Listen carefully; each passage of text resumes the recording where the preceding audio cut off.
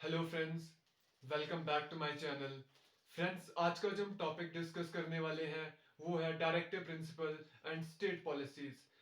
दोस्तों, आज के वीडियो के अलावा मैं अगर बात करूं तो जो पिछले दो आंसर्स थे वो मैं आपको बता देता हूं। मिनिमम एज जो है राज्यसभा का मेंबर बनने के लिए वो है मिनिमम एज जो 30 ईयर्स है। और जो राज्यसभा जो है, लास्ट क्वेश्चन था, डिसॉल्व कौन कर सकता है? राज्यसभा कभी डिसॉल्व होती नहीं क्योंकि ये परमानेंट हाउस है। दोस्तों, इसके यहाँ पे 1/3 मेंबर हर 2 साल के बाद रिटायर होता रहता है, तो ये परमानेंट हाउस है, ये कभी डिसॉल्व हो ही नहीं सकता है। तो दोस्तों, आज का वीडियो हम स्टार्ट करते हैं और दो क्वेश्चन मैं आपसे वीडियो के लास्ट में आज फिर से पूछूंगा। दोस्तों, सबसे पहले जो पता हमें होना चाहिए वो है डीपीएसपी के बारे में। डीपीएसपी कौन से पार्ट में आते हैं? क्वेश्चंस बेसिक पूछे जाते हैं। कौन से पार्ट में आते हैं? तो ये पार्ट 4 में आते हैं। इसके अलावा अगर इसके फिर आर्टिकल्स होते हैं, आर्टिकल पूछ लेते हैं। आर्टिकल जो डील करते हैं डीपीएसपी के साथ वो है आर्टिकल 36 से लेकर के आर्टिकल 51 तक। ये जितने भी आर्टिकल है डीपीएसपी के साथ डील करते हैं। इसके अलावा मैं बात करूं डीपीएसपी हमने बोरो कहां से करे हैं, ये क्वेश्चन बहुत इंपॉर्टेंट है, पूछे जाते हैं। बोरो हमने कहां से करे? बोरो ये हमने आयरलैंड से करे हैं। और एक और क्वेश्चन यहां से बनता है जो पूछते हैं कभी एग्जामिनर कंफ्यूज करने के लिए, आयरलैंड ने कहां से बोरो करे थे? ये आयरलैंड जो ये बोरो करे थे वो स्पेन से करे थे। अगर दोस्तों मैं बात करूं नेचर ऑफ डीपीएसपीज, डीपीएसपीज का नेचर कैसा है? नेचर ऑफ डीपीएसपी ये जो है ना, नॉन जस्टिफाइडेबल है। ये नॉन जस्टिफाइड है। ये अगर कोई भी चीज देखो दोस्तों, मैंने आपको जितने टॉपिक्स पहले करवाए वो सभी नॉन जस्टिफाइड है, एक्सेप्ट फंडामेंटल राइट जो कि जस्टिफाइडेबल है, वो एग्जिस्ट करते हैं नेचर रियलिटी में। फ्रेंड्स, अब अगर मैं बात करूं डीपीएसपीज एक्चुअली होते क्या है, ये बेसिकली वो गाइडलाइंस होती हैं जो हमारे standard of living, public health को इंप्रूव करती हैं। ये बेसिकली डीपीएसपीज होती हैं।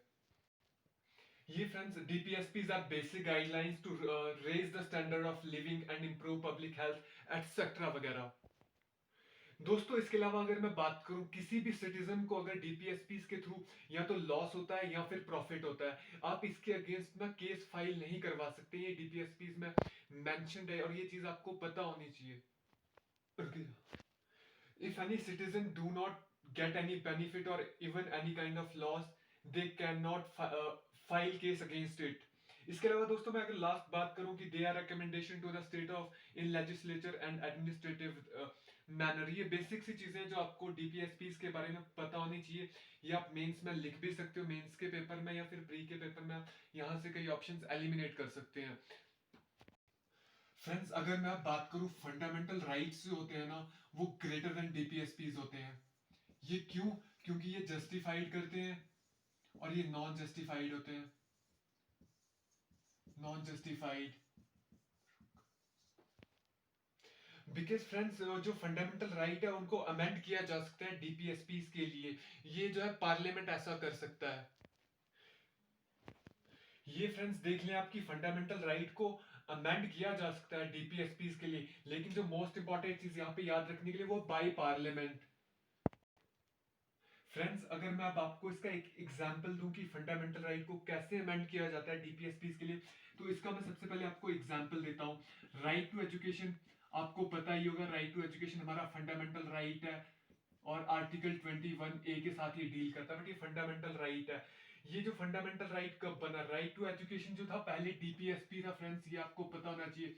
ये डीपीएसपी था अंडर आर्टिकल 45। ये चीज आपको पता होनी चाहिए कि राइट टू एजुकेशन डीपीएसपी था पहले अंडर आर्टिकल 45। इसके अलावा नाउ ये अगर मैं इसकी बात करूं, now it is fundamental right. ये फंडामेंटल राइट कैसे किया गया? मैंने आपको पहले ही बताया कि अगर इसको अमेंड, फंडामेंटल राइट को अमेंड किया, डीपीएसपी अमेंड किया जा सकता है इसको। तो राइट टू एजुकेशन को जो था 86th अमेंडमेंट, ये अमेंडमेंट्स भी बहुत ज्यादा जरूरी होती है। 86th अमेंडमेंट 2002, इसको डीपीएसपी को 86th अमेंडमेंट 2002 में अमेंड किया गया और इसको फंडामेंटल राइट बनाया गया अंडर आर्टिकल 21A आर्टिकल के तहत, जो ऐसे फंडामेंटल राइट बताया बनाया गया। फ्रेंड्स, अब अगर मैं बात करूं डीपीएसपीस की, डीपीएसपीस जो है 3 पार्ट में डिवाइड होते हैं। पहले तो बात करूं मैं सोशलिस्ट, फिर इसके बाद आते हैं गांधीयन, एंड लास्ट में जो आते हैं लिबरल आते हैं। अब मैंने आर्टिकल आपको पहले ही बता के रखे हैं कि 36 से लेकर के 51 तक है। अब जितने भी आर्टिकल इसमें है तो कुछ डिवाइड होंगे। गांधीयन आर्टिकल कौन से हैं, इंपॉर्टेंट होते हैं, पूछे जाते हैं कि ये कौन से आर्टिकल्स हैं गांधी के साथ डील करते हैं, कौन से लिबरल के साथ आते हैं और कौन से सोशल के साथ आते हैं। फ्रेंड्स, अब मैं आपको एक एक करके बताऊंगा कि सोशलिस्ट के साथ कौन कौन से आर्टिकल्स डील करते हैं, गांधीयन के साथ कौन से करते हैं और लिबरल के साथ कौन कौन से आर्टिकल डील करते हैं। तो सबसे पहले स्टार्ट करते हैं सोशलिस्ट के साथ। फ्रेंड्स, सबसे पहले मैं बात करता हूँ सोशलिस्ट में आर्टिकल 38 की। आर्टिकल 38 ये कहता है कि सिटीजन्स को social, economic and political justice मिलना चाहिए। 39 की बात करूँ तो लाइवलीहुड के बारे में बताया गया। इसमें और भी सब पार्ट्स है वो आप डिटेल में कर सकते हैं। और इसमें जो लास्ट है, right to work assistant in old age, sickness and etcetera, आपको काम करने का हक है, चाहे आप बूढ़े हो जाते हो, चाहे सिकनेस वगैरह आती है तो आप काम कर सकते हो। तो अब हम डिस्कस करते हैं गांधीयन आर्टिकल्स। अब अगर मैं बात करूं गांधीयन आर्टिकल्स की तो आर्टिकल 40 का ये आर्टिकल 40 ये कहता है कि विलेज पंचायत को हमें एस्टेब्लिश करना चाहिए। आर्टिकल 43 ये कहता है कि कॉटेज इंडस्ट्रीज के बारे में डील करता है आर्टिकल 43। 46 जो है वो education and economic interest of S C S T की बात कर रहा है, ये गांधीयन आर्टिकल है। एंड लास्ट 47 जो गांधीयन आर्टिकल है, to prohibit consumption of intoxicant health वगैरह, इसको जो बैन कर ये प्रोहिबिट करता है। तो ये गांधीयन आर्टिकल्स हैं, पता होना चाहिए कौन कौन से आर्टिकल गांधीयन के साथ डील करते हैं। मैं लास्ट लिबरल की बात करूं तो आर्टिकल 44 की मैं अगर बात करूं तो ये यूनिफॉर्म सिविल कोड से डील करता है। आर्टिकल 45 मैंने आपको पहले अभी वीडियो के बीच में ही बताया था कि फंडामेंटल राइट डीपीएसपी को कैसे अमेंड किया जा सकता है। फंडामेंटल राइट बनाने के लिए तो राइट टू एजुकेशन था, अर्ली चाइल्डहुड 6 से लेकर के 14 साल तक। फिर 48 जो डील करता है एनवायरनमेंट के साथ करता है, एग्रीकल्चर, फॉरेस्ट वगैरह। आर्टिकल 49 जो कहता है कि अपने मॉन्यूमेंट की प्रोटेक्शन करनी चाहिए। आर्टिकल 50 की अगर मैं बात करूं, आर्टिकल 50 ये कहता है separation of judiciary from executive, judiciary को इंडिपेंडेंट करना है, एग्जीक्यूटिव से इसे अलग करना है। आर्टिकल 51 जो लास्ट आर्टिकल है लिबरल में जो आता है, वो ये कहता है कि इंटरनेशनल पीस बनाए रखें। तो फ्रेंड्स, ये डीपीएसपीस के बारे में मैंने हर एक चीज आपको बता दी जो कि किसी भी एग्जाम में पूछा जा सकता है। तो इससे बाहर का कोई भी जो चीज है पूछी नहीं जाएगी, हर चीज मैंने आपको इस टॉपिक में कवर करवा दी है। तो फ्रेंड्स, अब मैं आज के 2 क्वेश्चन आपसे पूछता हूँ। फ्रेंड्स, तो मेरा आज का पहला क्वेश्चन है कि जॉइंट सिटिंग जो होती है पार्लियामेंट की, उसे प्रोसीड कौन करता है।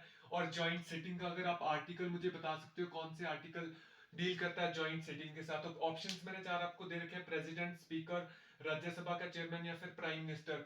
तो सेकंड क्वेश्चन है कि मैक्सिमम स्ट्रेंथ जो लोकसभा की वो कितनी होती है, 542, 540, 552 और 551। और एक और क्वेश्चन मैंने आपसे हिस्ट्री का पूछा है, वो है who was the first governor general of independent India, आजाद भारत का पहला गवर्नर जनरल कौन था।